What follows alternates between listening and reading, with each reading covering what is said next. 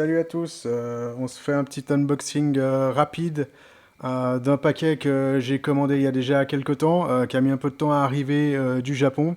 Je vous propose sans plus attendre de jeter un petit coup d'œil à ce qui se trouve dans ce paquet.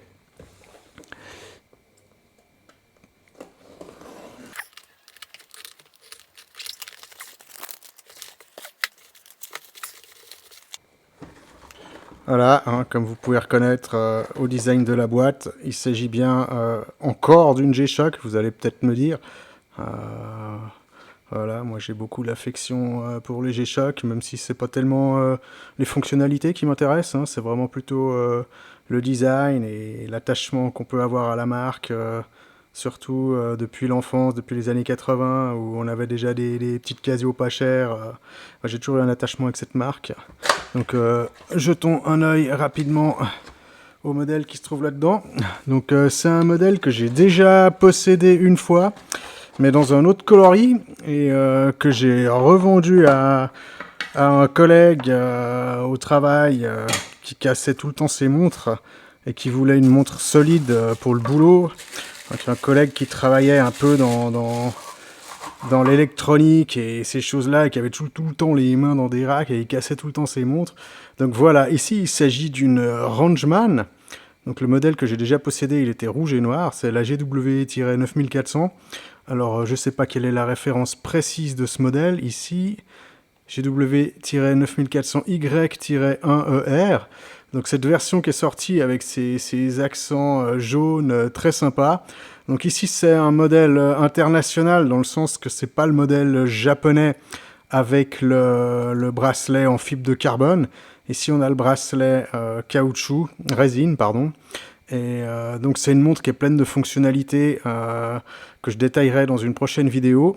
Elle a une sacrée présence, elle a un bon poids, et c'est vraiment un modèle qui est dans les modèles les plus massifs et résistants, on va dire, de chez Casio. Un de ces modèles emblématiques, la Rangeman avec la Mudman entre autres, et la Frogman. Je vais essayer de la passer rapidement au poignet pour voir ce que ça donne. Ici on a ce logo qui est sympa derrière avec une espèce de chat avec un regard agressif qui porte une G-Shock. Je vais la passer au poignet, on va voir ce que ça donne. Donc ça c'est une montre que j'ai achetée via Yahoo Japan. En passant par Beuilly aussi, elle était un peu moins chère que ce qu'on trouve sur eBay et compagnie, donc on la trouvait pour 240$ hors taxe. Donc avec l'importation, je suis plutôt aux alentours de 260-270 euros, on va dire, pour ce modèle. Après, il y avait le modèle avec l'ancien coloris aussi, avec le bracelet en fibre de carbone, le bracelet qui est jaune à l'intérieur, et c'est vrai que c'est un modèle beaucoup plus sympa. Mais qui est aussi plus cher, et j'ai pas mal hésité à commander le modèle japonais, et finalement j'ai commandé le modèle standard, on va dire. Donc petit passage au poignet rapide.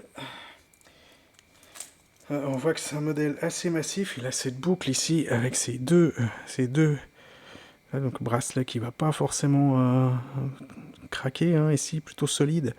Et voilà ce que ça donne sur mon poignet de 17,5 cm. J'aime beaucoup ces coloris.